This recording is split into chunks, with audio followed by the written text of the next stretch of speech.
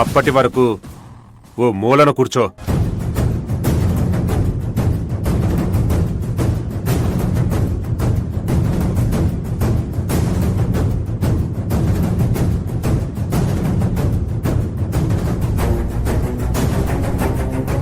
ఏయ్ 302 O T చెప్పిరావయ్యా.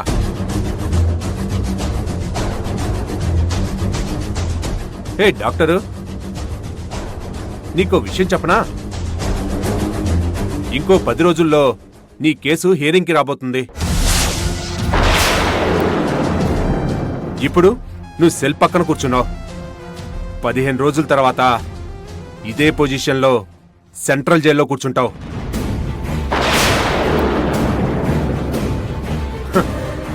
నాకంతా తెలుసు.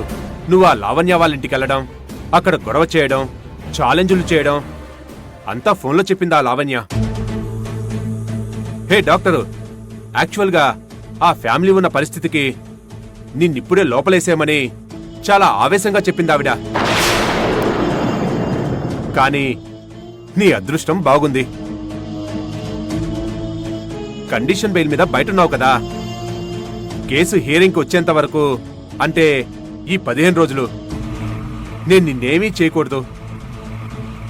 కానీ ఈ 15 రోజులు రోజూ సంతకం పెట్టి ఆ సెల్ని బాగా చూసుకో.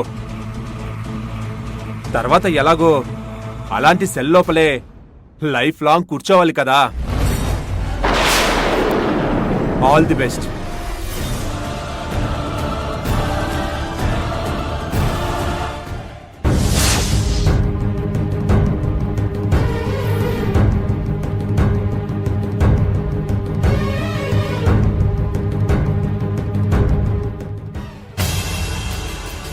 ఇదిగో మీరెళ్ళి అర్చన చేయించుకోండి. నాకు పని ఉంది, ఇప్పుడే వస్తాను.